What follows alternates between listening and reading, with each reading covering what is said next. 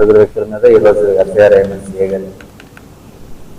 తిరుపతి జిల్లాలో సంచలనం సృష్టించిన వృద్ధురాలి హత్య కేసును పోలీసులు ఛేదించారు. రైల్వే లోకో పైలట్ను అరెస్ట్ చేసిన పోలీసులు 12 లక్షల విలువైన బంగారం, 47,000 నగదును స్వాధీనం చేసుకున్నారు. బురకా, ఫేక్ నంబర్ ప్లేట్ తొలగించిన స్కూటీతో నేరానికి పాల్పడిన నిందితుడు కుటుంబ పరిచయాన్ని అవకాశంగా మార్చుకుని హత్య చేసినట్లు పోలీసులు వెల్లడించారు. శాస్త్రీయ సాంకేతిక దర్యాప్తుతో కేసును ఛేదించినట్లు ఎస్పీ ఎల్ సుబ్బారాయుడు తెలిపారు.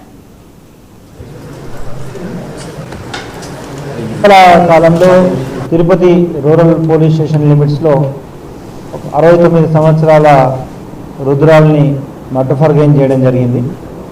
ముఖ్యంగా ఇద్దరు కూడా అతను ఆంధ్రా బ్యాంక్లో పనిచేస్తూ రిటైర్డ్ అయ్యారు.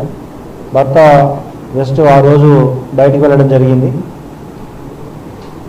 ఆ వృద్ధురాలు ఇంట్లో ఉన్న సమయంలో వాళ్ళకి పాత పరిచయం ఉన్న వ్యక్తి, యాక్చువల్ వాళ్ళ ఫ్యామిలీకి కూడా తెలిసిన వ్యక్తి వాళ్ళ ఊర్లో నెల్లూరు దగ్గర.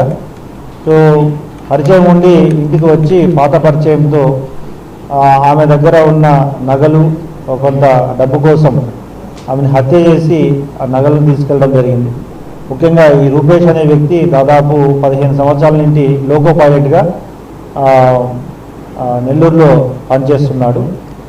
ఇతను కేవలం అతని యొక్క దురలవాట్లకి అప్పులు ఎక్కువ చేయడం, సో పరిచయం ఉన్న వీళ్ళు రిటైర్డ్ ఆఫీసర్స్గా ఉన్నారు కాబట్టి వీళ్ళ దగ్గర ఎక్కువగా నగలు, డబ్బులు ఉంటాయనే ఒక దురాలోచనతో ఇంటికి వచ్చి, తెలిసిన వ్యక్తిగా ఇంట్లోకి వచ్చి ఆమెని కిరాతకంగా చంపి నగలు, దొరికిన నగల్ని దాదాపు 12 లక్షలు విలువ చేసే నగలు, కొంత డబ్బు తీసుకు